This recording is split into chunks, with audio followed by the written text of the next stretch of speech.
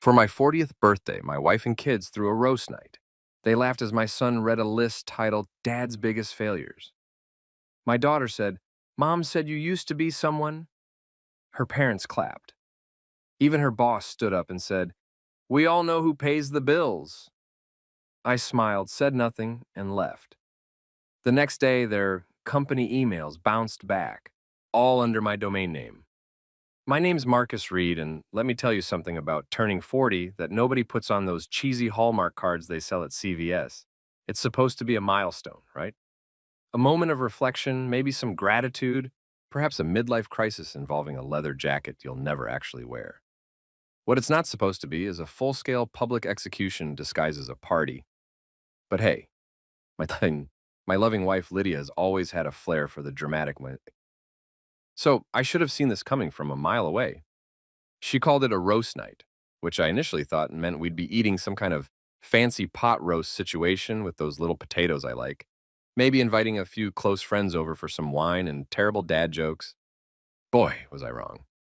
Turns out roast in Lydia's vocabulary translates directly to let's gather everyone Marcus has ever supported financially and emotionally so they can take turns eviscerating his dignity while eating the 7-layer dip he paid for. The living room was packed.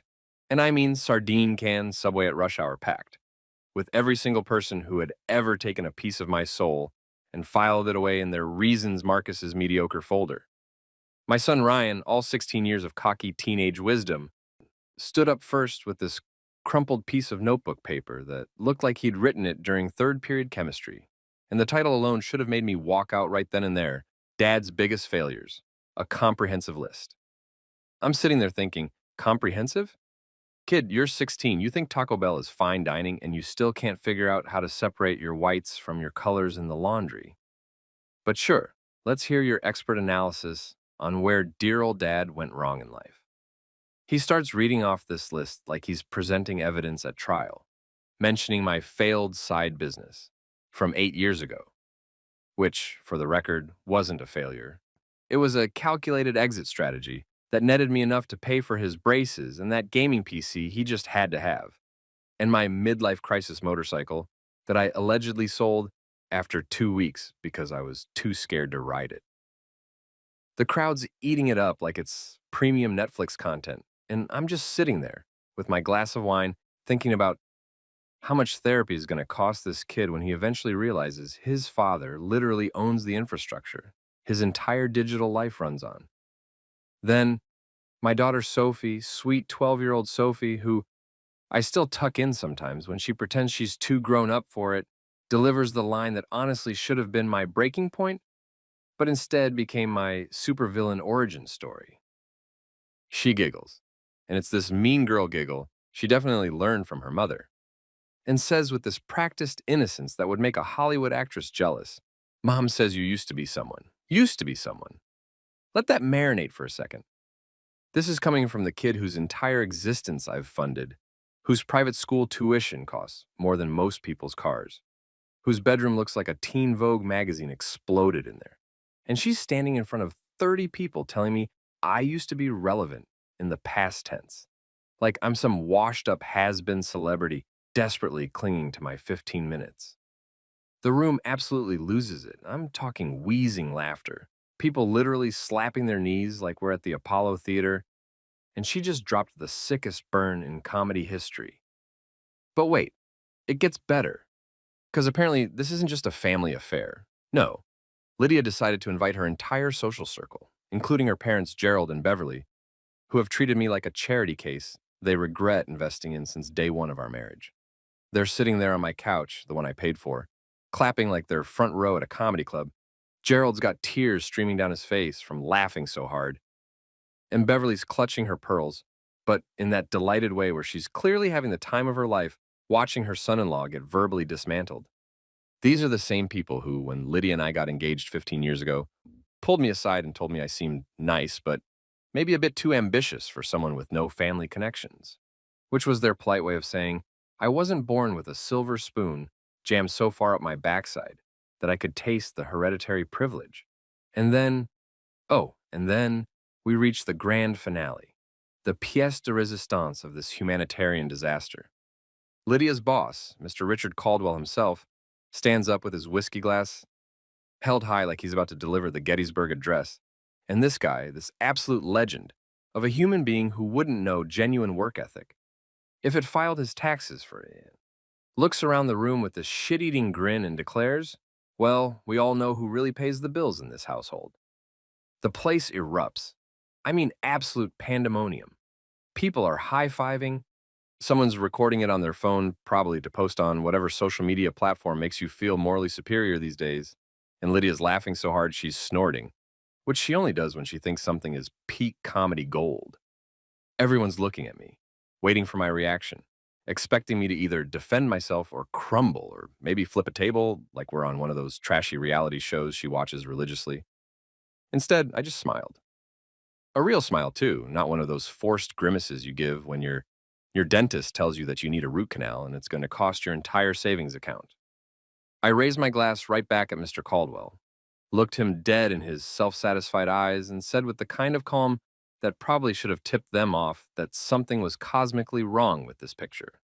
You're right, sir, we all know. And I let that hang there for a second, watching as the laughter continued, watching as my wife beamed with pride at her successful party, watching as my kids looked at me with something between pity and embarrassment, and watching as my in-laws exchanged that knowing glance that said, we always knew he was a pushover. Then I stood up, set my glass down on the coffee table with the kind of gentle precision that would make a bomb diffuser nervous, and I left. Just walked right out of my own birthday party without another word, without a dramatic speech, without throwing the cake at anyone's face, even though the temptation was strong enough to require physical restraint. No shouting, no breaking stuff, no Jerry Springer finale, just a quiet exit that probably confused them more than any tantrum would have. I could hear the party continue behind me as I grabbed my keys and headed out to my car, probably with someone cracking another joke about how I can't even handle a little roasting, how I'm too sensitive, how I need to learn to take a joke. Here's the thing about jokes, though. They're only funny when everyone's in on them.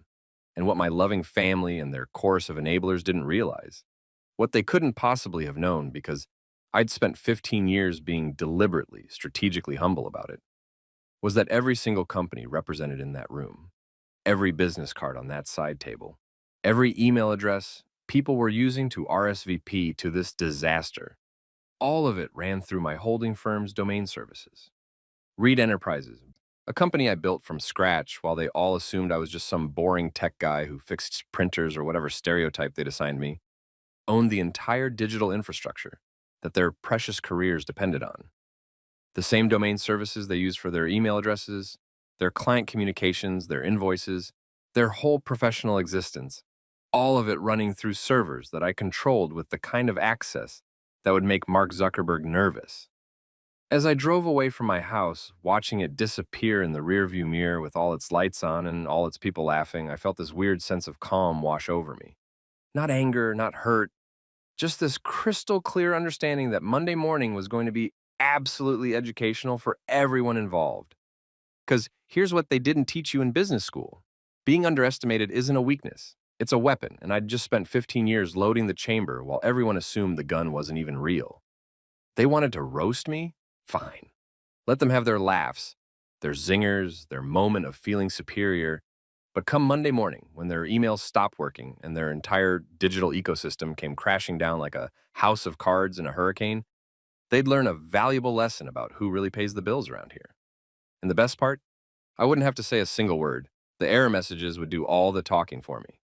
Lydia and I had been married for 15 years, which in Hollywood terms is basically 3 lifetimes, but in suburban middle-class America, it's supposed to be this adorable milestone where you renew your vows or take a second honeymoon to some overpriced resort in the Bahamas where they charge you $17 for a watered-down margarita. Except our marriage wasn't built on love or passion or any of that soulmate garbage they sell you in romantic comedies. It was built on practicality, convenience, and the fact that when we met, I was the safe option her parents desperately wanted her to settle for after her previous boyfriend turned out to be a recreational pharmaceutical entrepreneur, which is a fancy way of saying he sold weed out of his Honda Civic. To Gerald and Beverly, I was the responsible choice, the guy with a startup dream and enough ambition to seem promising, but not so much success that I'd threaten their daughter's need to feel superior. So I was their project, They're fixer-upper, the human equivalent of buying a house in a decent neighborhood that needs some cosmetic work and a new roof. In the beginning, Lydia actually seemed interested in what I was building, asking questions about the business, pretending to understand when I explained server infrastructure and digital domain management, nodding along like she gave a damn about bandwidth optimization and client acquisition strategies. But somewhere between our wedding and the birth of our first kid, Ryan, I transformed in her eyes from ambitious entrepreneur to boring guy who used to be ambitious before kids ruined his potential. She loved saying this thing, usually at dinner parties or family gatherings where maximum humiliation could be achieved, where she'd tilt her head with this practiced sympathy and announce to whoever would listen, "You're so humble, it's almost pathetic, Marcus." And people would laugh because apparently self deprecating your spouse in public is peak comedy in suburban social circles. And I'd just smile and take another sip of whatever craft beer some investment banker brought over to prove he had taste, letting her have her moment because arguing would only make me look defensive and prove her point.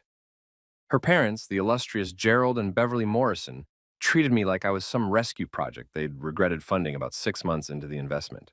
Gerald worked in commercial real estate, or at least he used to before he semi retired into playing golf 4 times a week and complaining about property taxes.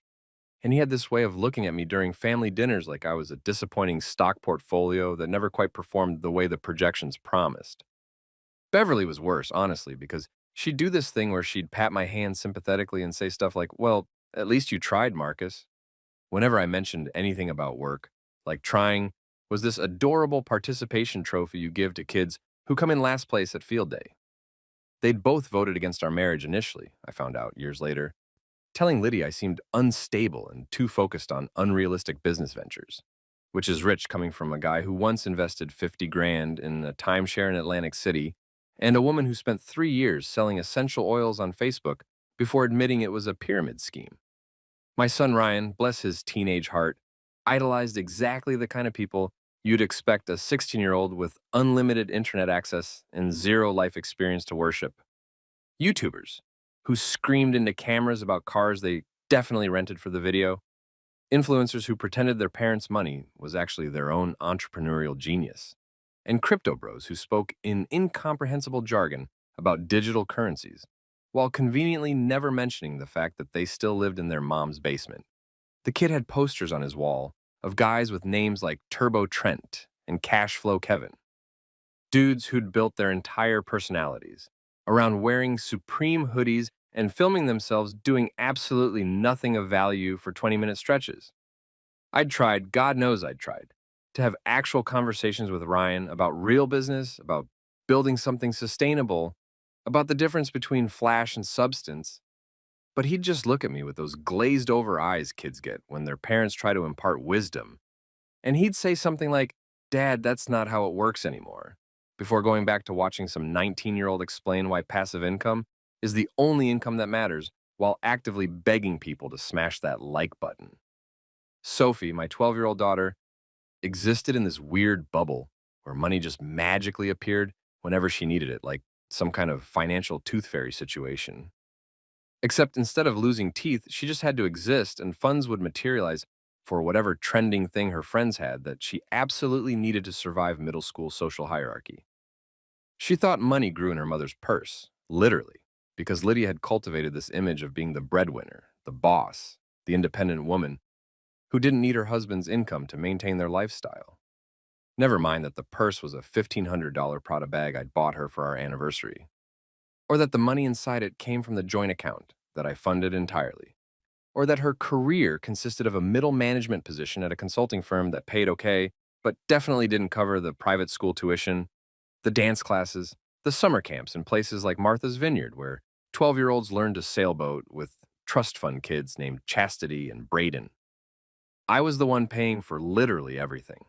The mortgage on our 4-bedroom colonial in the suburbs with the good school district, the car payments on Lydia's Range Rover that she needed because apparently a Toyota wasn't aligned with her personal brand, Ryan's gaming setup that cost more than my first car, Sophie's orthodontic work that seemed to require more gold than a rapper's mouth, and those absolutely ridiculous spa memberships Lydia called emotional maintenance, like getting a massage twice a week was somehow equivalent to actual therapy. I paid for Gerald's birthday dinners at steakhouses where he'd order the most expensive scotch on the menu and then complain about the service. For Beverly's random Amazon packages that showed up daily like she was personally keeping Jeff Bezos in space rocket money. For family vacations where I'd work from the hotel room while everyone else enjoyed the beach and then got mad at me for not being present. But it was fine, truly, genuinely fine, because I had learned a long time ago that being underestimated is the most profitable disguise you can wear in a world obsessed with peacocking and performance.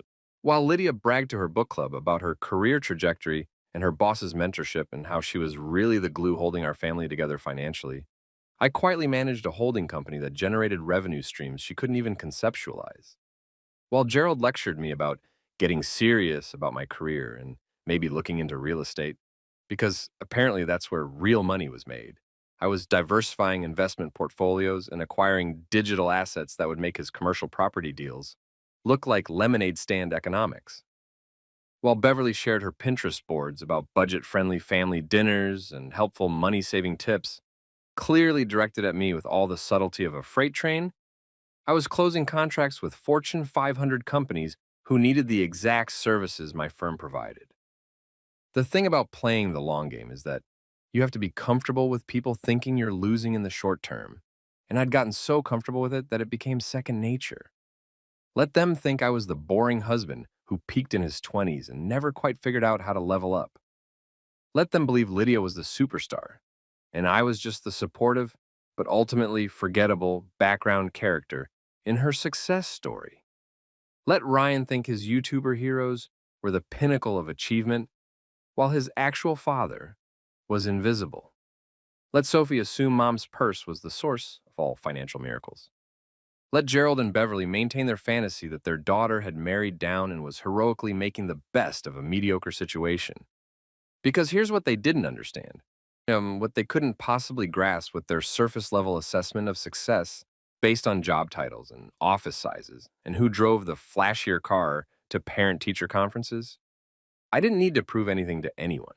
I didn't need the validation, the recognition, the public acknowledgement of my achievements.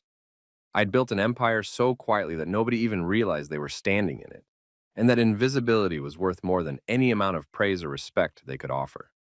Being underestimated meant people underestimated what you were capable of. And when they finally realized their mistake, when the curtain pulled back and reality smacked them in their smug faces, the shock value alone was worth 15 years of playing the humble, harmless husband. So yeah, they could have their jokes and their superiority and their little moments of feeling like they'd figured out the pecking order of our family dynamics. They could pat themselves on the back for being married to the real provider, for having the successful daughter, for raising kids who knew their dad was basically just taking up space in the family photo. It was all good with me, because Monday morning was coming like a freight train they didn't even hear approaching. And when it hit, their entire understanding of who Marcus Reed actually was would shatter like cheap glass, and I'd be there to sweep up the pieces with a smile that said, "I told you so," without having to say a single word. The night before the roast, Lydia cornered me in our bedroom while I was trying to figure out what to wear to my own supposed birthday celebration, and she hit me with this absolute gem of passive-aggressive instruction disguised as helpful advice. Don't dress too formal, babe. It's casual. Now, in normal people speak, casual means jeans and a nice shirt, maybe those shoes that aren't quite sneakers but aren't dress shoes either. The ones that live in that weird middle ground of acceptable adult footwear. But in Lydia speak, which I'd become unfortunately fluent in after 15 years of marriage, this translated directly to, "We're planning to absolutely demolish you tonight, and you'll look like an overdressed idiot in all the photos if you show up wearing anything that suggests you have self-respect." She said it with that smile she does, the one that doesn't quite reach her eyes, and the one she uses when she's pretending to be helpful, but is actually setting up a trap that won't spring until you're already caught in it. I should have known something was cosmically wrong with the universe when even the kids started acting weird. And I'm not talking normal teenage weird or preteen weird. I'm talking full-on espionage level weird. Like they'd been recruited by the CIA and given a mission briefing on operational security. Ryan, who normally couldn't keep a secret if his life depended on it, who'd spoiled every Christmas present since he learned to talk by literally pointing at the wrapped boxes and announcing what was inside them, suddenly developed the information containment skills of a Cold War spy. Every time I walked into a room, he'd hide his phone with the kind of urgency usually reserved for hiding hardcore contraband, shoving it under couch cushions or flipping it face down on tables so fast you'd think he was watching something that would get him grounded until college. When I asked him what he was looking at, he'd get all defensive and weird, saying nothing in that tone that absolutely means something highly suspicious that you definitely should be concerned about. Sophie was even worse, honestly, because at least Ryan had the excuse of being a teenager with the emotional intelligence of a potato. But Sophie was usually my little ally, my partner in crime, the kid who'd tell me when mom was planning something insane or when grandma said something insulting that I wasn't supposed to hear. But that week leading up to my birthday, she transformed into this tiny prosecuting attorney, asking me the weirdest questions out of nowhere, like she was gathering evidence for a case she was building against me. One morning at breakfast, completely unprompted, she asked me how to spell irrelevant. And when I told her and asked why she needed to know, she just shrugged and said it was for a school project, which would have been believable, except it was summer break and she had no school projects, unless her teacher was assigning homework during vacation like some kind of educational sadist. Then she asked me what my biggest regret was, and when I gave her some sanitized answer about wishing I'd learned to play guitar or something equally harmless, she wrote it down in this little notebook she was carrying around like she was Barbara Walters preparing for a hard-hitting interview. The whole house felt like a conspiracy theory come to life, like I was living in one of those movies where everyone's acting normal, but there's ominous music playing in the background that only the audience can hear, warning them that something terrible is about to happen, and the protagonist is too oblivious to see it coming. Lydia was taking phone calls in the garage, which she never did because she usually loved having her conversations on speakerphone in the kitchen so everyone could hear how important and busy she was. Beverly came over 3 times that week, which was approximately 3 times more than usual since she typically preferred to summon us to her house rather than lowering herself to visit ours. And every time she showed up, she and Lydia would disappear into the study with the door closed, emerging 20 minutes later with these satisfied smirks like they'd just planned the heist of the century. Should have been a clue. Actually, it was a clue. It was approximately 17 different clues, all screaming, "Abort mission," in neon letters.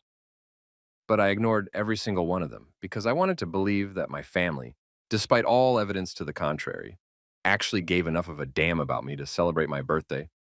Like normal humans, instead of treating it like an opportunity to roast me alive in front of everyone we knew. I'm an optimist, sue me. Or maybe I'm just an idiot. The jury's still out on that one, but I genuinely thought that maybe, just maybe, they were planning something nice, and all the secrecy was because they wanted it to be a genuine surprise, like a party with people I actually liked, or a gift that showed they'd paid attention to literally anything I'd mentioned wanting in the past decade. So, despite every instinct telling me to fake a business trip or come down with a sudden case of food poisoning that would require me to spend my birthday in bed watching Netflix and avoiding human contact, I still showed up with wine, gifts for the kids, even though it was my birthday because apparently I'm a glutton for punishment, and this absolutely delusional sense of optimism that would make Pollyanna look like a pessimist. I bought the expensive wine too, the kind that comes in bottles with fancy labels and costs more than most people spend on groceries because I figured if we're celebrating, we might as well do it right. And I grabbed some flowers for Lydia on the way home because, despite everything, I was raised to believe you bring your wife flowers on special occasions, even when the special occasion is your own birthday and she's probably planning your social execution. Walking into that house with my arms full of wine and flowers and wrapped presents, seeing all the cars parked on our street like we were hosting a block party, hearing the sound of conversation and laughter coming from inside, I had this moment, this brief, flickering moment, where I thought maybe I'd been wrong about everything. Maybe they actually did care. Maybe this was going to be a good night. That moment lasted approximately 4 seconds, which is how long it took me to walk through the front door and see the PowerPoint presentation queued up on our TV with the title slide reading, "Dad, a Tragic Story," in Comic Sans font, which is not only insulting, but also a crime against typography that should be punishable by law. That's when I knew.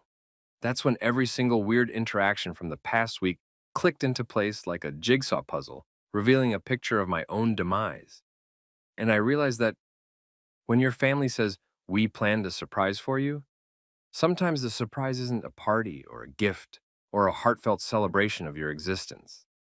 Sometimes the surprise is your own funeral conducted in joke format while you're still alive to experience it, like some twisted episode of a sitcom where the laugh track plays over your pain and everyone thinks it's hilarious except you.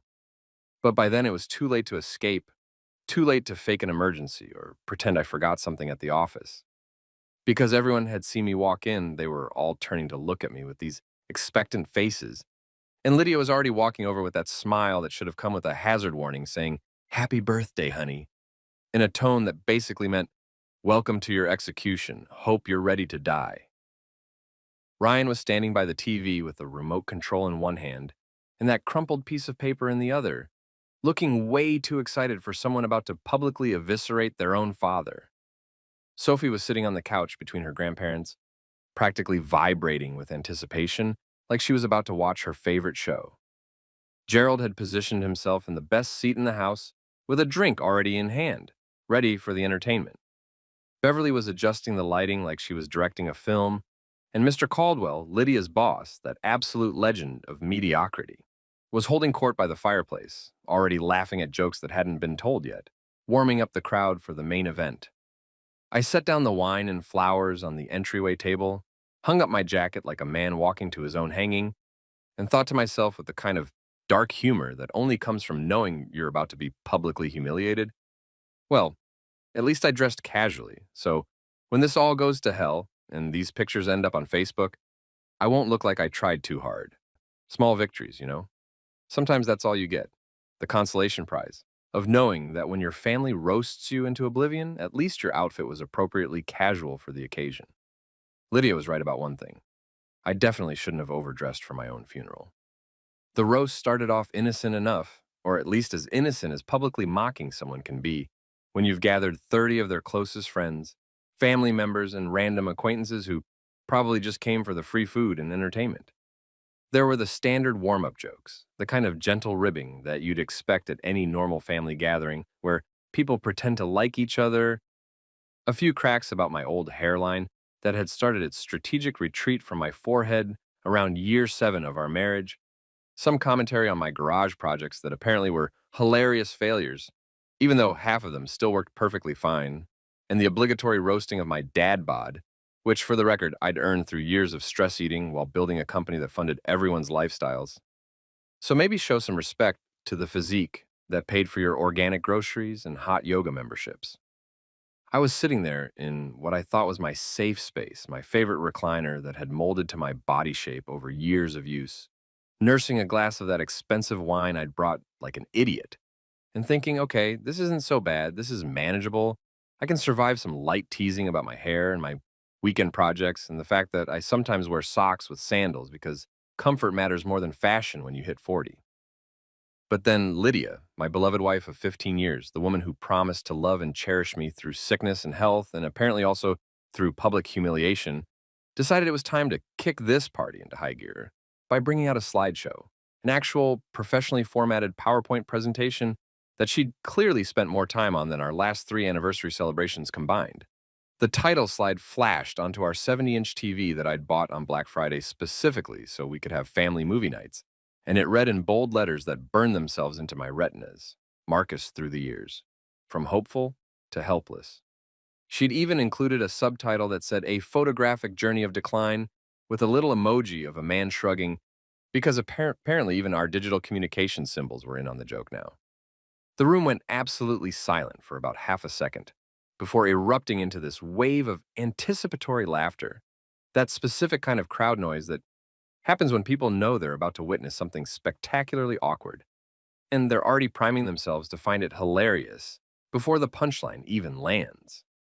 Lydia stood there, with the remote control like she was Steve Jobs unveiling the iPhone, clicking through slides that she'd organized chronologically to show my supposed deterioration from promising young entrepreneur to whatever disappointing specimen I'd become in her eyes. There were pictures of me from our early dating days when I actually had a full head of hair and hadn't yet developed the permanent stress lines around my eyes, and captioned with things like "back when he had dreams" and "pre-mortgage Marcus." Still believed anything was possible. Then came the wedding photos with captions like, "She said yes, even though her parents said no," and "the beginning of the end," which honestly should have hurt more than it did, but I'd become so numb to her casual cruelty that it just kind of bounced off like I'd developed emotional Kevlar.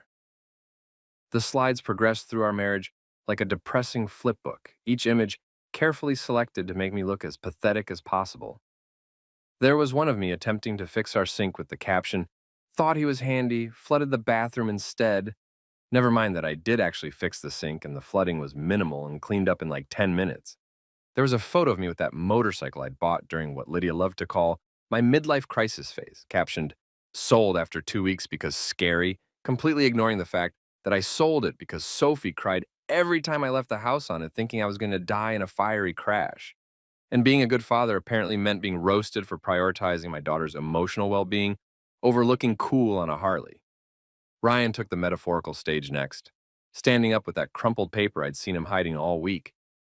And the kid transformed into some kind of amateur stand up comedian, reading from his prepared remarks like he was delivering a TED talk on the subject of paternal disappointment.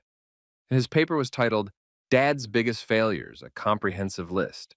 And I want you to understand that comprehensive was doing some heavy lifting in that title because this 16-year-old who couldn't even remember to take the trash out without being asked 17 times had apparently documented every single moment of my life that he deemed unworthy of respect. He started with bullet points, actual bullet points like this was a corporate presentation, beginning with failed side business, which referred to a tech consulting venture I'd run 8 years ago that actually turned a solid profit before I strategically folded it into my larger company. But sure, Ryan, let's call it a failure because it didn't get covered by TechCrunch or whatever metric of success you've decided matters. He moved through his list with this theatrical delivery that suggested he'd been practicing in the mirror, probably filming himself for his Instagram stories or whatever social media platform the kids were using to document their every thought these days. Midlife crisis motorcycle sold after 2 weeks made another appearance, because apparently that was just infinite comedy material for this family, followed by still wears flip-flops with jeans, which felt like a personal attack on my footwear choices that honestly didn't deserve this level of scrutiny, and thinks Facebook is still cool, which was just factually incorrect, because I never thought Facebook was cool. I just used it to stay connected with old college friends and occasionally share photos of family events that clearly nobody actually appreciated. The crowd was eating this up like Ryan was Dave Chappelle in his prime. People were literally wiping tears from their eyes, and I could see Gerald over on the couch absolutely losing his mind with laughter, slapping his knee repeatedly like he'd discovered the funniest thing that had ever been said in human history. Beverly was clutching her wine glass with both hands, her face red from laughing, and she kept looking over at me like she was checking to make sure I was witnessing my own destruction, like she wanted confirmation that I understood how hilarious everyone found my existence. Then Sophie delivered the knockout punch, the line that would haunt me for the rest of my natural life, the sentence that crystallized everything wrong with how this family viewed me into 8 perfect words. She stood up on the couch, literally stood up like she was giving a speech at a political rally. And with this practiced delivery that suggested Lydia had coached her multiple times to get the timing just right, she announced to the entire room in her sweet 12-year-old voice that somehow made it cut even deeper. Mom says you used to be someone, used to be someone. Past tense, historical, ancient history. Like I was some washed up former athlete who peaked in high school and spent the rest of my life reliving glory days that had long since faded into irrelevance. The room didn't just laugh, they exploded.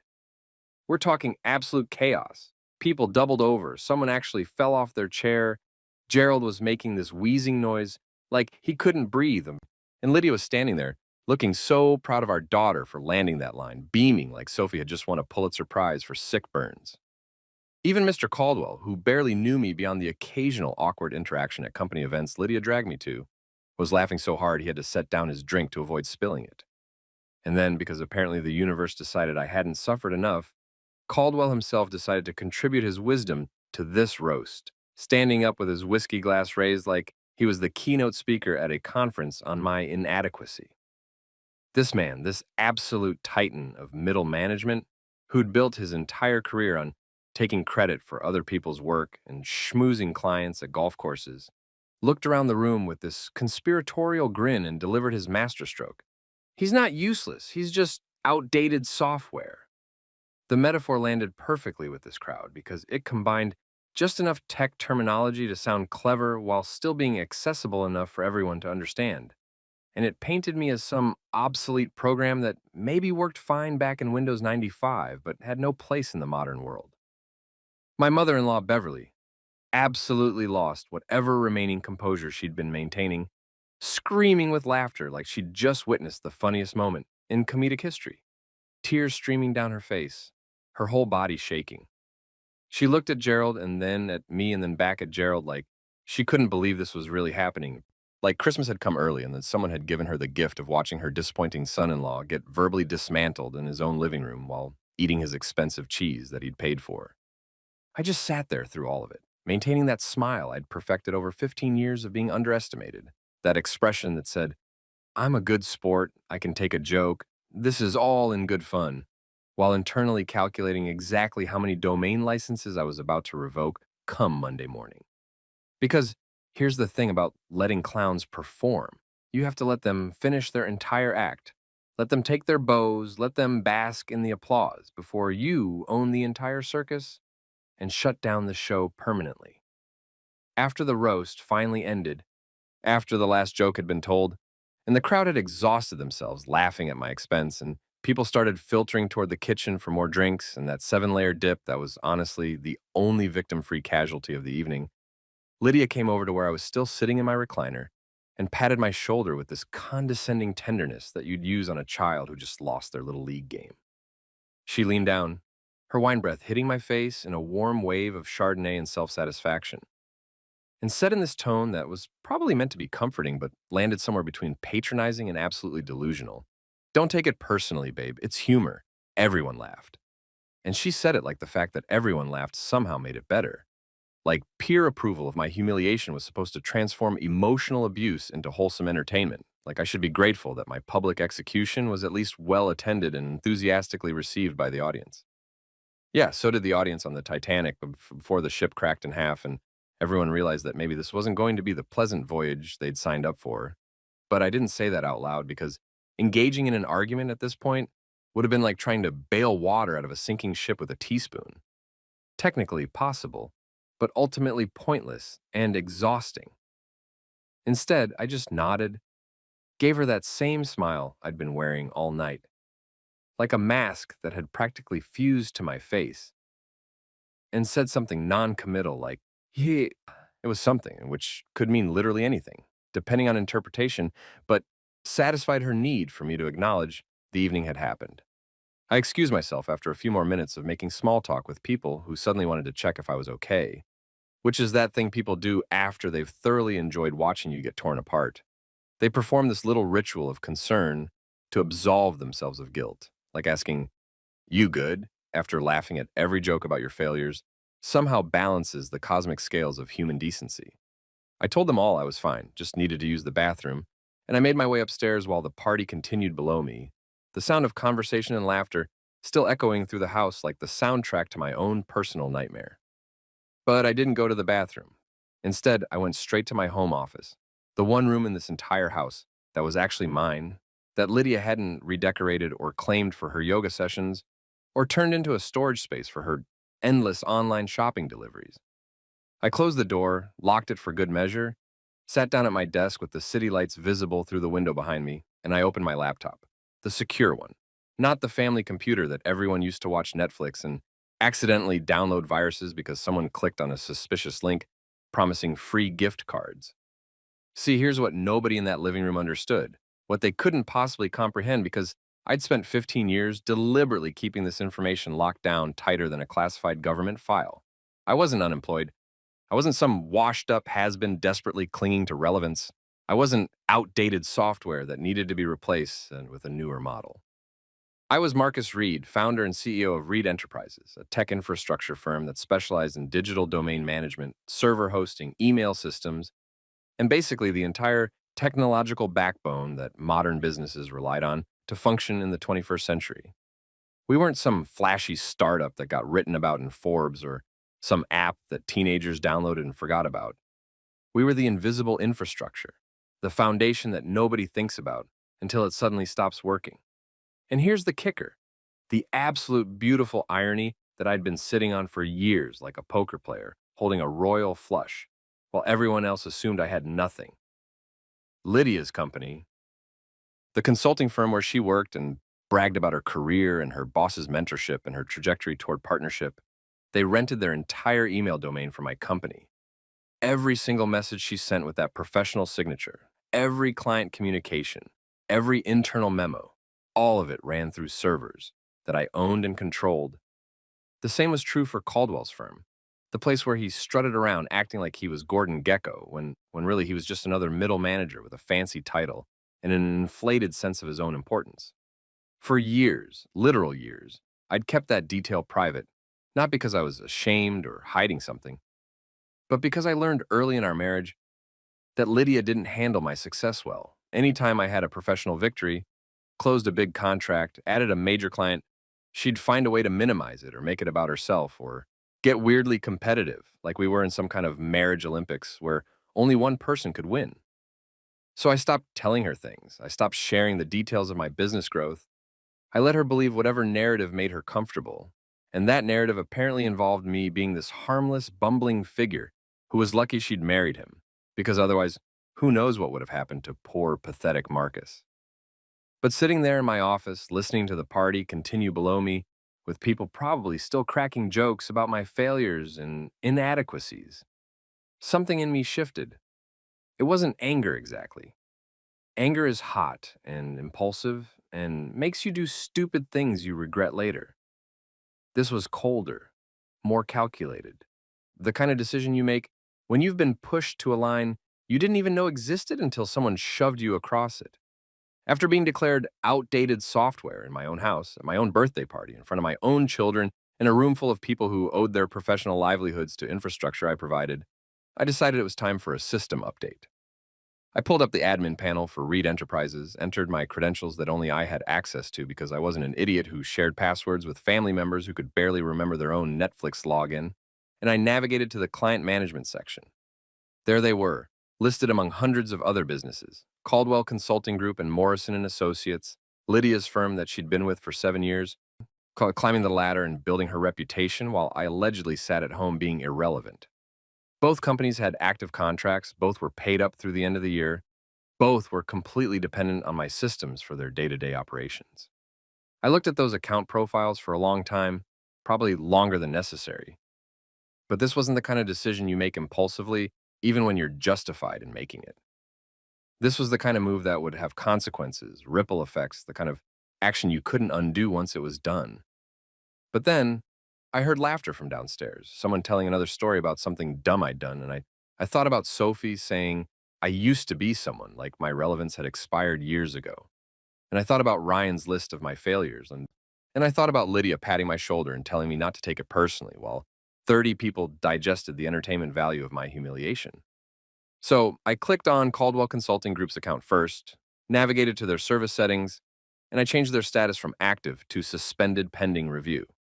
Then I did the same for Morrison and Associates. I didn't delete anything, didn't destroy data, didn't do anything that would actually harm anyone permanently. I just turned off the lights, locked the doors, and walked away from the building. Their emails would stop working, their client communications would bounce, their entire digital infrastructure would go dark like someone had pulled the plug on their professional existence. And the beautiful part, the absolutely poetic justice of it all, was that when they called tech support trying to figure out what happened, when they demanded answers about why everything stopped working, when they frantically searched for solutions to get their systems back online, every single help ticket would route directly to me because I was the administrator, the owner, the guy who controlled whether their businesses functioned or collapsed.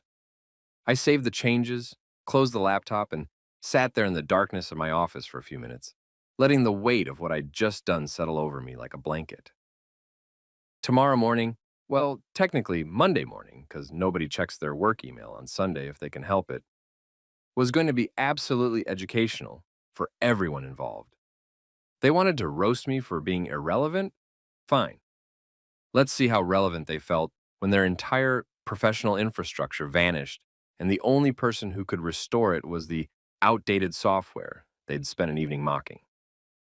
I went back downstairs, rejoined the party like nothing had happened, smiled through a few more conversations, thanked people for coming as they started to leave, and played the role of good natured husband and father who could take a joke and didn't hold grudges.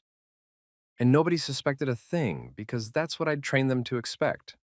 Harmless Marcus, who takes his lumps and moves on, who doesn't make waves, who accepts his place in the family hierarchy without complaint. But Monday was coming like a freight train, and they were all standing on the tracks taking selfies, completely oblivious to what was about to hit them Sunday night after the last guest had finally left and the house was quiet except for the sound of Lydia loading the dishwasher while humming something that sounded suspiciously cheerful for someone who'd just orchestrated her husband's public humiliation. I packed a small bag with the essentials: laptop, charger, a few changes of clothes, my good headphones, and that book I'd been meaning to read for 6 months but never had time for because apparently being everyone's ATM is a full-time job. I moved quietly, methodically, like I was defusing a bomb rather than just gathering some shirts and toiletries because the last thing I needed was Lydia asking questions about why I was packing or where I was going or whether this was some kind of dramatic statement about my hurt feelings. I left a note on the kitchen counter right next to the coffee maker where I knew she'd see it first thing in the morning because Lydia's relationship with caffeine was more committed than her relationship with me. The note was simple, just 7 words that somehow contained 15 years of repressed feelings and accumulated disappointment. Thanks for the laughs. Gone for a while. No explanation, no forwarding address, no emotional manifesto about how they'd hurt me or crossed a line or made me feel small. Just a casual acknowledgement that something had shifted, delivered with the same energy as someone leaving a tip at a restaurant for mediocre service. I drove downtown to the Regency Suites, this boutique hotel that catered to business travelers and people having affairs and apparently middle-aged men experiencing delayed emotional breakdowns after being roasted by their own families. The night receptionist didn't even blink when I checked in at 11:30 on a Sunday night with just a duffel bag and a laptop case. Probably because she'd seen weirder things during the late shift than a guy escaping his own life for a few days. My room was on the 14th floor with a view of the city that was actually pretty decent, if you ignored the fact that I was looking at it alone while my family slept peacefully in the house I paid for, probably not even noticing I was gone yet.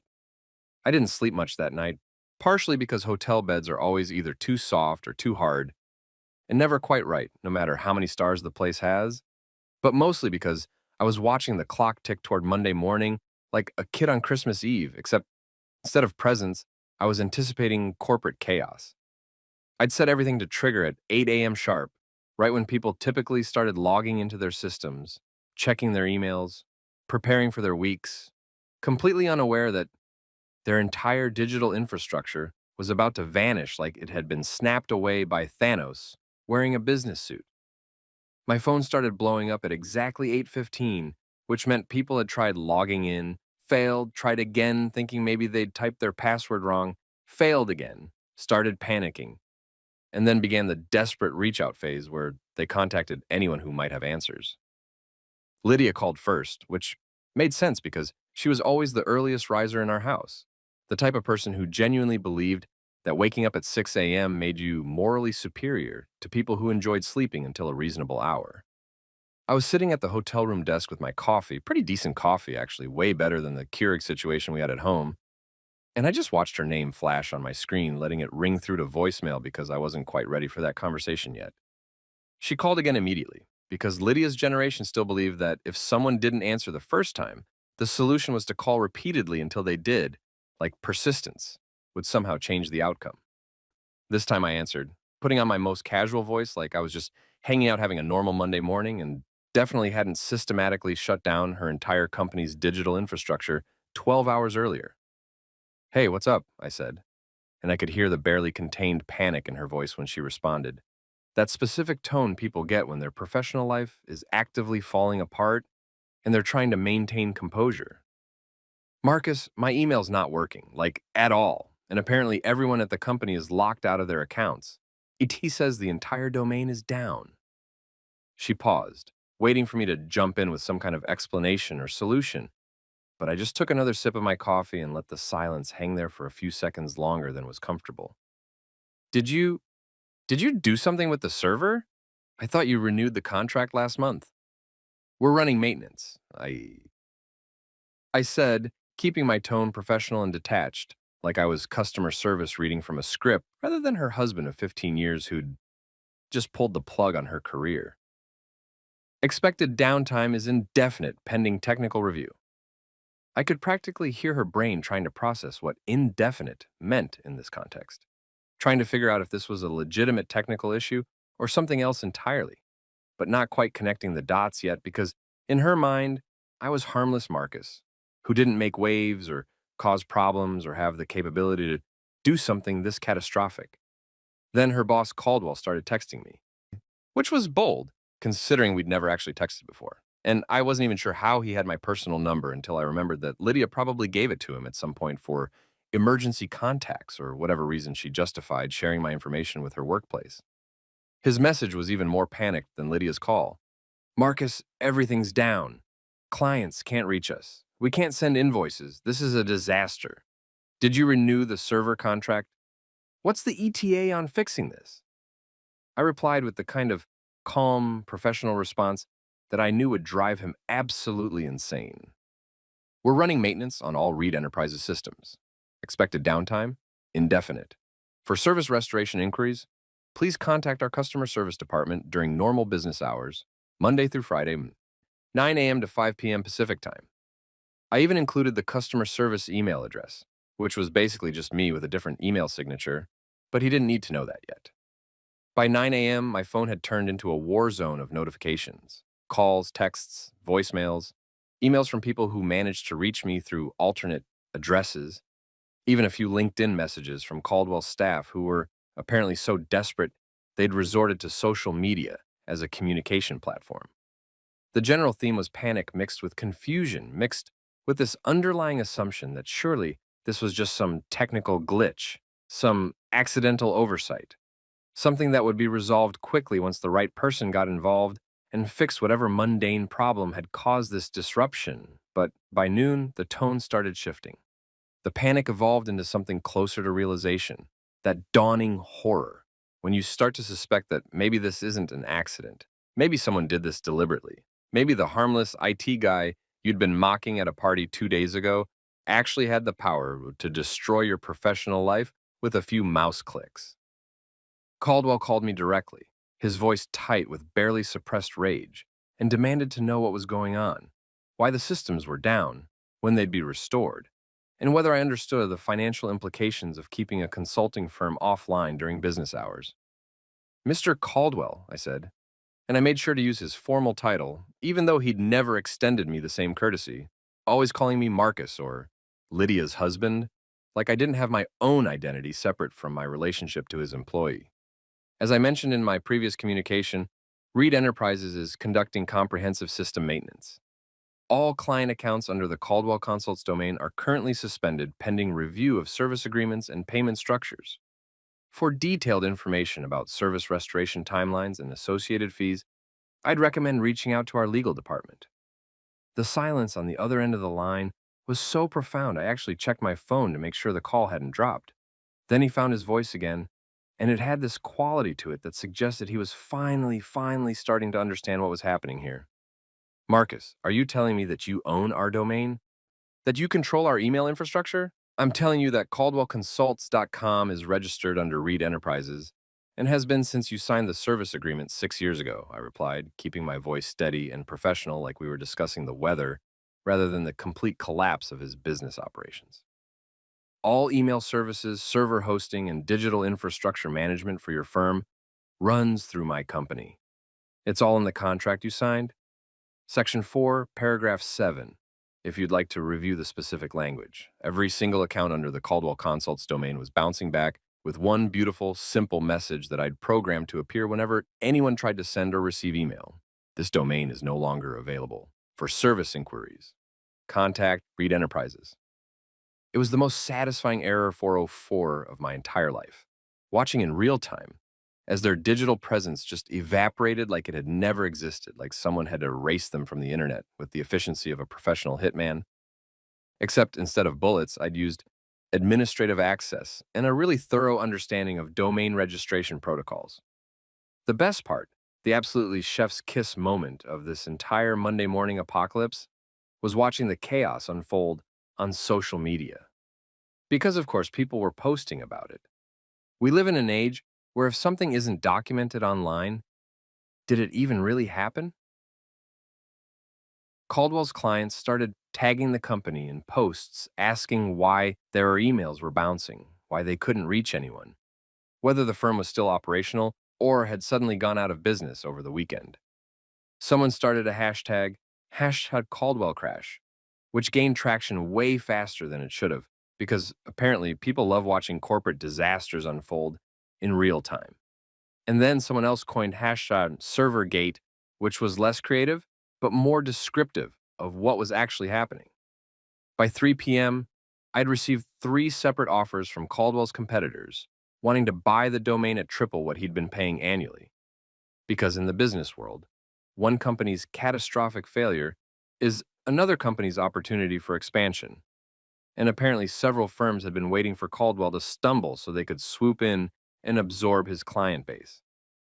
I politely declined all 3 offers, not because I needed the money, but because this wasn't about profit. This was about principle, about showing a room full of people who'd laughed at my expense that the outdated software they'd mocked actually ran the entire system they depended on.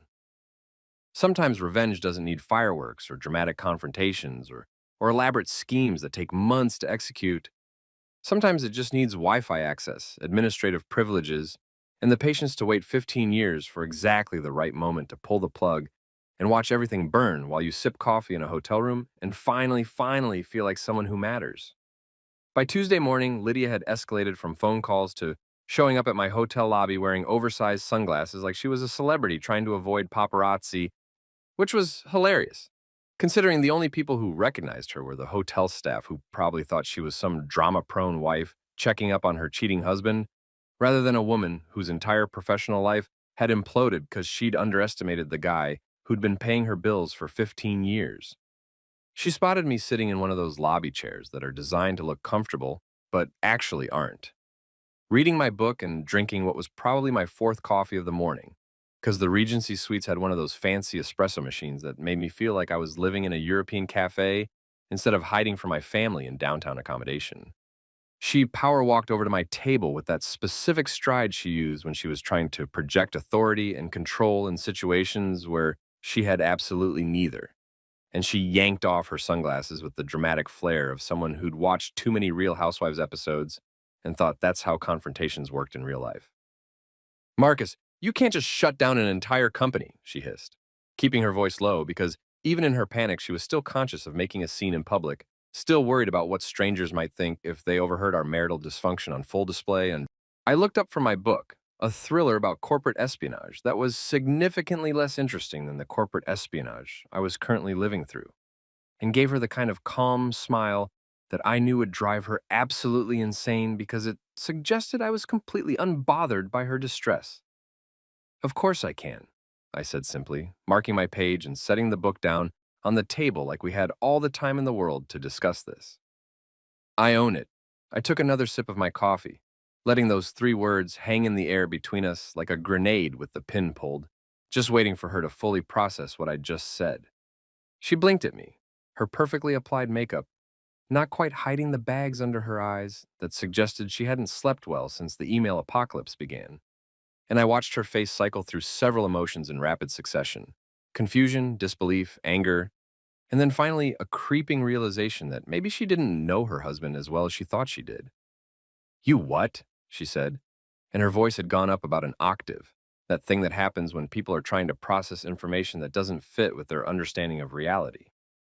"Check the registration," I said, leaning back in my chair and crossing my arms in a posture that I knew looked relaxed, but was actually just me physically preventing myself from saying something I'd regret later. Because despite everything, despite the roast and the humiliation and the years of being treated like a supporting character in someone else's story, I didn't actually want to completely destroy Lydia. I just wanted her to understand that actions have consequences and underestimating people is a dangerous game to play. Read Enterprises.io. Remember that contract you signed without reading 3 years ago when your company switched service providers? That was the licensing deal. I'm not just some vendor they hired. I'm the vendor, the only vendor, the guy who owns the entire infrastructure their business runs on. Her face turned pale, that specific shade of white people get when they realize they've made a catastrophic mistake and there's no easy way to undo it. Like when you accidentally send an email to the wrong person or realize you've been talking trash about someone who is standing right behind you the entire time. I offered her a muffin from the plate the waitress had brought over, holding it out like a peace offering, even though we both knew there was no peace happening here. Carbs help with shock, I said. And I wasn't even being sarcastic. It was genuine advice because she looked like she might actually pass out right there in the hotel lobby. She didn't take the muffin. Instead, she sank into the chair across from me without asking if she could sit down, her designer purse, the Prada one I'd bought her for our anniversary naturally, dropping to the floor beside her like she'd forgotten it existed. Marcus, this is insane. You're punishing hundreds of people because of a stupid party? Because of some jokes? Caldwell has clients, employees, people with families who depend on those jobs. My company has obligations, contracts, deadlines. You can't just turn everything off because your feelings got hurt. And there it was, the inevitable minimization of what had happened, reducing a carefully orchestrated public humiliation to some jokes and my justified response to an emotional overreaction because my feelings got hurt, like I was a child throwing a tantrum over not getting dessert. This is what Lydia did, what she'd always done. Reframe situations so that she was the reasonable one, and anyone who reacted to her behavior was being dramatic or overly sensitive or somehow morally inferior for not just taking whatever she dished out with a smile and a thank you. You're right, I said, and I watched her face light up for just a second, thinking I was about to back down, about to be the same old Marcus who always caved, who always prioritized everyone else's comfort over his own dignity. Hundreds of people are affected. People with families and mortgages and real lives that don't revolve around mocking their spouses at birthday parties. Maybe Caldwell should have thought about that before he stood up in my living room and told everyone that he knows who really pays the bills, implying that I'm some kind of financial deadweight when in reality his entire company exists on infrastructure that I built and maintain.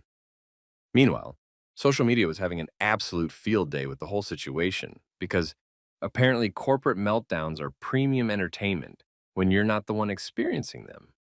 The Caldwell Crash hashtag had evolved from a few confused client posts into this whole phenomenon where people were sharing stories about their own terrible bosses and workplace humiliations, turning Caldwell into this symbol of corporate arrogance, getting its comeuppance. Someone had made a meme using that "this is fine" dog sitting in a burning room, except they'd photoshopped Caldwell's face onto the dog and captioned it, "When you roast the 8 guy who owns your domain." And it had gotten like 50,000 shares in 24 hours.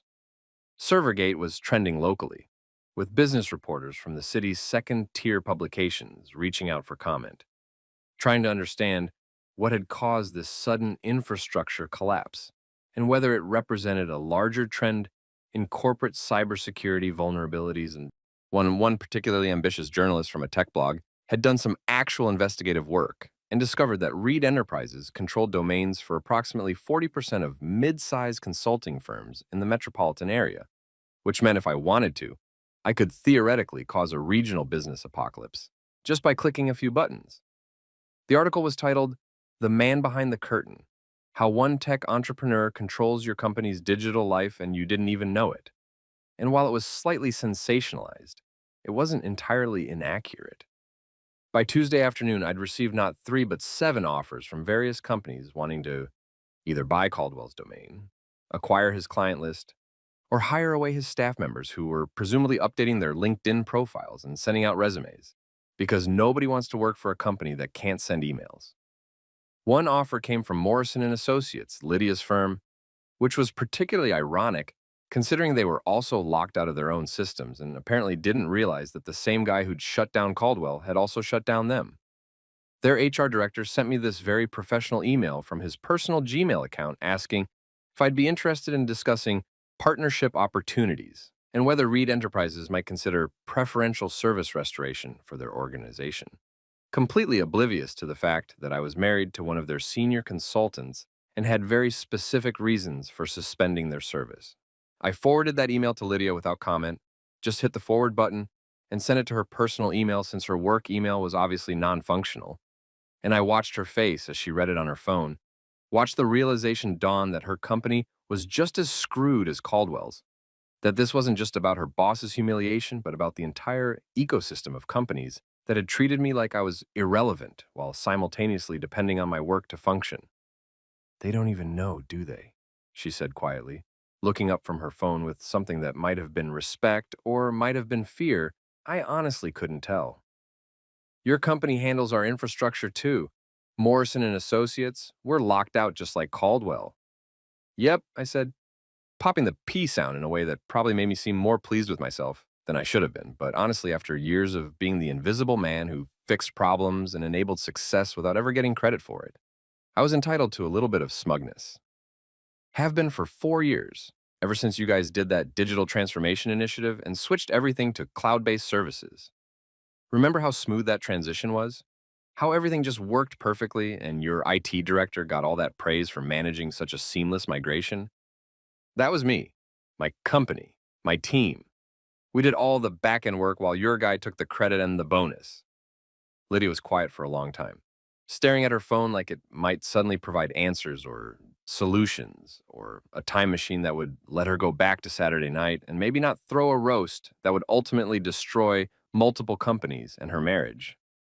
The lobby was filling up with business travelers checking out, rolling their expensive luggage toward the doors, probably heading to airports or meetings or anywhere that wasn't here, dealing with the consequences of underestimating the quiet guy who'd been holding everything together behind the scenes. So what happens now? She finally asked, and her voice had lost all that aggressive energy from when she'd first walked in, replaced by something that sounded almost like humility, though with Lydia it was hard to tell if emotions were genuine or just strategic performances designed to get what she wanted. You just keep everything shut down, watch it all burn, prove your point while people lose their jobs and clients sue for breach of contract and everything falls apart. I finished my coffee, set the cup down with that satisfying clink of ceramic on ceramic, and met her eyes with the kind of direct gaze that I'd been avoiding for years because looking directly at her meant seeing how little she respected me. And that was easier to ignore when I wasn't paying attention. What happens now, I said slowly, is that everyone learns a valuable lesson about respecting the infrastructure that enables their success.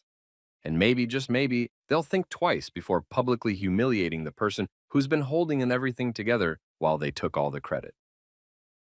2 days later, on Thursday morning, I showed up to the Caldwell Consulting emergency meeting that I'd been formally invited to via a desperate overnight FedEx letter. Yes, an actual physical letter, because apparently when your entire digital communication system is down, you rediscover the postal service like it's some ancient technology from a forgotten civilization.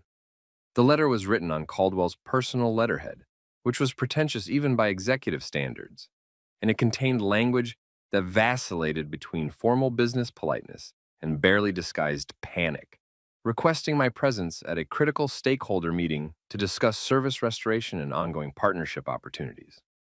Translation: please come to our office so we can beg you to turn our company back on before we lose everything and have to declare bankruptcy while our competitors laugh at us on LinkedIn.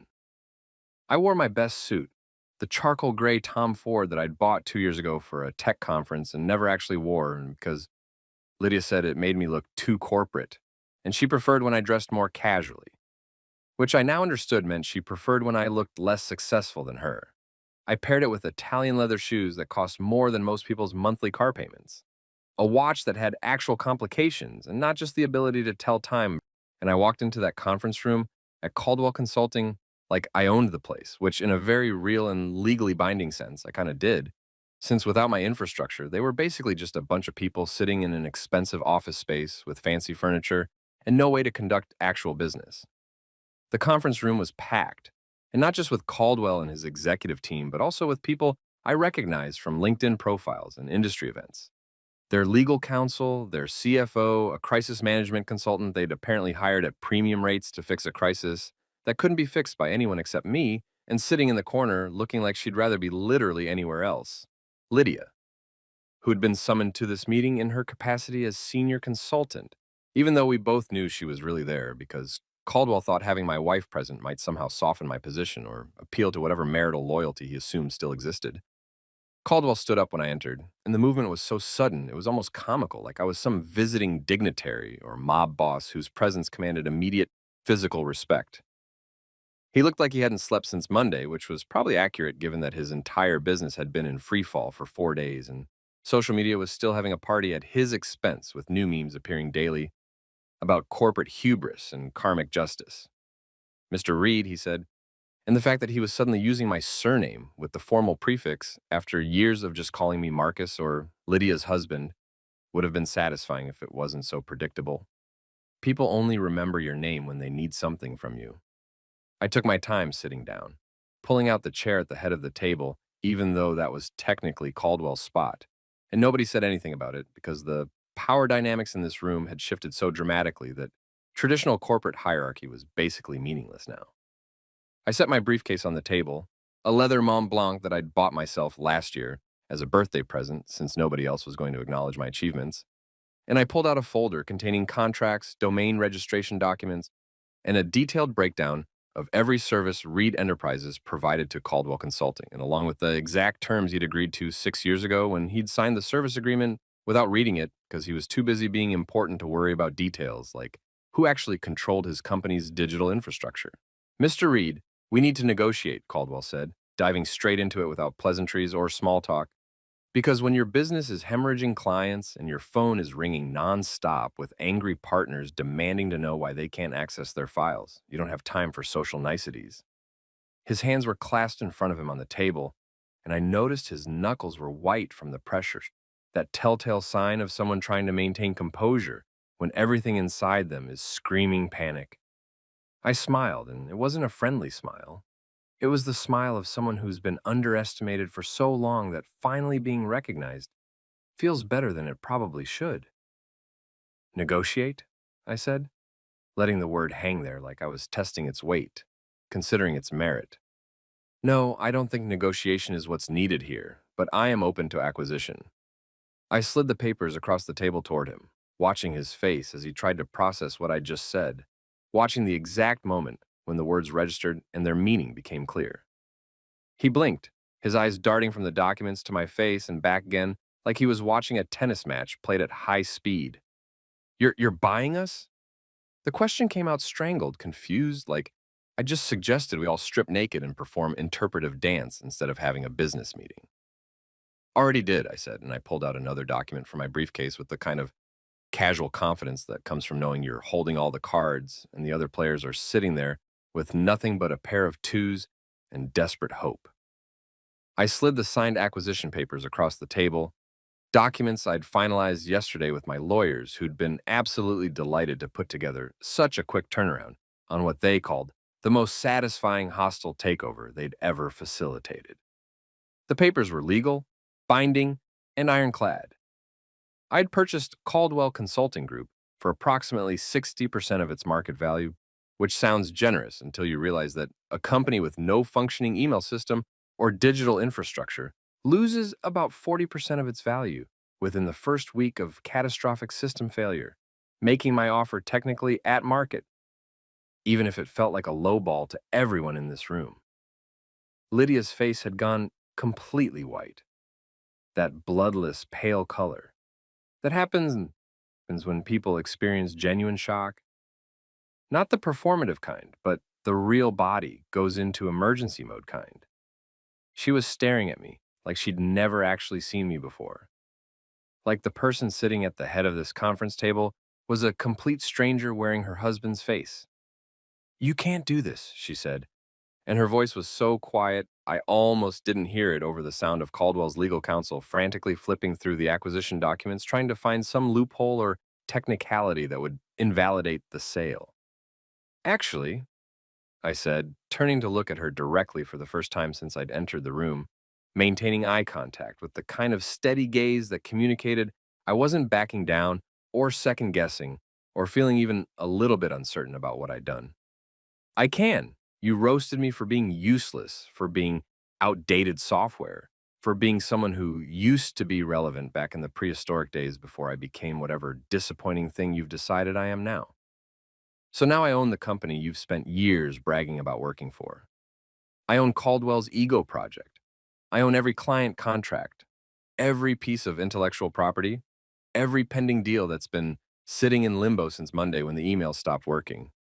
The silence that followed was so pure, so absolute, that you could have bottled it and sold it to meditation retreats as the physical manifestation of stunned disbelief. Nobody moved. Nobody spoke. The crisis management consultant looked like she was reconsidering her career choices, probably wondering if her retainer was high enough to deal with this level of corporate drama. The CFO was reading through the acquisition papers with increasing horror, realizing that everything I was saying was legally accurate. And there was no technicality to exploit, no escape clause to invoke, no way to undo what had already been done. Caldwell finally found his voice, and it came out raw, defeated, stripped of all that artificial confidence he usually wore like cologne. What do you want, Marcus? Name your price. I'll buy the company back. Whatever you paid plus 20%, 30%, whatever it takes. This is my life's work. You can't just what? I interrupted, and my voice wasn't loud, but it cut through his pleading like a knife through warm butter. Can't just take over a company after being publicly humiliated by its CEO? Can't just exercise my legal rights as a service provider and business owner? Can't just make strategic acquisitions in my industry?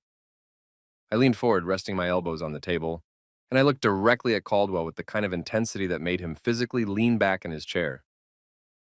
You stood in my living room, in my house at my birthday party, and you told everyone that you know who really pays the bills, implying that I'm some kind of kept man, some irrelevant spouse riding on my wife's coattails. So yeah, I can just do this. In fact, I already did. The meeting continued for another hour, but it was essentially theater at that point. Legal counsel asking questions they already knew the answers to, executives trying to negotiate terms that had already been finalized, Caldwell making increasingly desperate appeals to my sense of fairness or mercy or basic human decency, none of which were particularly compelling after spending 15 years being treated like furniture that occasionally needed dusting. I laid out my plans for the company, rebranding, restructuring, bringing in new management, probably firing about 40% of the current executive team, including Caldwell himself, who would be offered a generous severance package in exchange for a non-compete agreement and his immediate resignation. Lydia tried to approach me after the meeting ended, catching my arm as I was leaving the conference room, her grip tight enough to communicate urgency but not quite desperate enough to cause a scene. "We need to talk," she said. And I could see she'd been crying at some point, her mascara slightly smudged despite obvious attempts to fix it, her eyes red-rimmed and puffy. "About us. About what this means for our marriage." I gently removed her hand from my arm, not aggressively but firmly enough to make my point clear. "What this means for our marriage," I said quietly enough that the other people filing out of the conference room couldn't hear us, "is that maybe you should have thought about that before you organized a party specifically designed to humiliate me in front of everyone we know. Maybe you should have considered consequences before you let our children participate in listing my failures like it was a school presentation. Maybe you should have asked yourself if treating your husband like he's worthless might eventually result in him deciding to show you exactly how much worth he actually has. For the first time in 15 years of marriage, possibly for the first time since we'd met at that college party where I was the nerdy engineering student and she was the business major who thought I had potential, Lydia had absolutely nothing to say. She just stood there watching me walk away, probably finally understanding that the man she'd married, the man she'd systematically diminished and dismissed and diminished some more, had been playing a completely different game than she'd realized, and she'd just lost spectacularly without even knowing she was competing. As I walked out of Caldwell Consulting, soon to be renamed, rebranded, and rebuilt in my image, I felt no anger, no residual resentment, no burning desire for continued revenge. Just this profound sense of poetic justice wrapped in legal contracts and signed acquisition papers, tied up with a bow made of domain registrations and infrastructure control. Sometimes the best victories aren't the loud ones with dramatic confrontations and explosive arguments. Sometimes they're quiet, calculated, and executed with such precision that by the time people realize what happened, it's already over and there's nothing left to do except accept the new reality. Owning Caldwell's company wasn't the end of anything, it was just the beginning. The opening chapter of a story I should have started writing years ago instead of letting other people draft my narrative for me. I rebranded the firm within 2 weeks, dropping the pretentious Caldwell Consulting Group name that always sounded like it was trying too hard to impress country club members, and renaming it Cobalt Strategies, which was clean, modern, and didn't carry the baggage of a CEO who thought roasting his employee's husband was peak entertainment. The rebrand came with a complete philosophical overhaul. We'd focus on ethical tech management, transparent pricing structures, and actually treating employees like human beings instead of disposable resources that could be replaced whenever quarterly profits dipped. I promoted 2 employees that Lydia had always ignored, women who'd been doing exceptional work for years but kept getting passed over for advancement because they didn't play the office politics game, or laugh at Caldwell's jokes, or pretend that working 80-hour weeks was some badge of honor instead of a symptom of terrible management. Jennifer became our new VP of operations, and Sarah took over client relations, and within a month, our employee satisfaction scores went up 40%, and our client retention actually improved despite the chaotic transition, probably because people appreciated working with a company that valued competence over ego. Meanwhile, Lydia filed for separation, which was inevitable once she realized I wasn't going to apologize or restore her company's systems or pretend that everything could go back to normal after she'd orchestrated my public humiliation. Her parents called it a betrayal, which was rich coming from Gerald and Beverly, who'd spent 15 years treating me like their personal disappointment project. But apparently, when consequences finally showed up to the party, suddenly I was the villain for not just taking my lumps and moving on like a good little doormat. Ryan tried calling a few times, leaving these half-hearted voicemails that started with, "Dad, we should talk," and ended with awkward silences where he clearly didn't know what to say, because apologizing would require acknowledging he'd participated in something cruel. And 16-year-olds aren't great at that level of self-reflection. Sophie sent a text, though, and it was short, but it gutted me in the best possible way. "Mom's mad, but I think what you did was kind of badass." I laughed out loud when I read it, sitting in my new office with the view of the city skyline, and I texted back, "Kinda?" with a laughing emoji, because if my 12-year-old daughter thought corporate revenge was only kind of badass, then I clearly needed to up my game. It felt good to rebuild something real, not just a business, but a life, a sense of self-respect, an understanding that being underestimated wasn't a character flaw, but had actually been a strategic advantage that had paid compound interest over 15 years of careful planning and patient waiting for exactly the right moment to reveal who I actually was underneath all that harmless humility. A year later, on my 41st birthday, I hosted a quiet dinner at my downtown loft with close friends and my new partner, Elena, a cybersecurity consultant who actually respected what I did for a living and thought building infrastructure companies was genuinely interesting, instead of something to tolerate or mock at parties. No roasts, no failure lists, no PowerPoint presentations documenting my supposed decline from relevance. Just real laughter. The good kind that comes from genuine affection rather than schadenfreude. The kind that makes you feel lighter instead of smaller. My old in-laws, Gerald and Beverly, had gotten divorced 6 months after everything imploded. Apparently because once they lost their common enemy, me, the disappointing son-in-law, they realized they actually couldn't stand each other and had been using criticism of my life choices as the primary glue holding their marriage together. Caldwell Consulting was gone, completely absorbed into Cobalt Strategies, which was now being featured in business journals as an example of ethical tech management done right. Caldwell himself had moved to Arizona to pursue other opportunities, which was code for running away from the city where everyone knew him as the guy who roasted the wrong person and lost everything. Lydia had moved back in with her newly single mother, Beverly, working freelance consulting gigs that paid a fraction of what she used to make, probably finally understanding what financial instability actually felt like when you didn't have a husband quietly funding your lifestyle while you bragged about being independent. Ryan had apologized properly, like actually called me and had a real conversation about how he'd been a jerk and didn't understand the consequences of public humiliation, which was mature enough that I forgave him and started having regular dinners together where we talked about real things instead of just existing in the same house. Me? Son, I was on the cover of Tech Innovators Weekly with a headline that made everything worth it. The man who smiled at his roast and bought the room.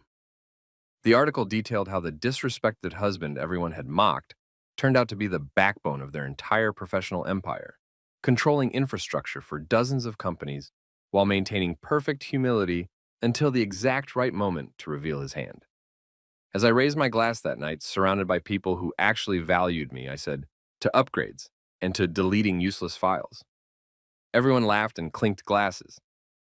This time, the joke was on my terms, and that made all the difference in the world.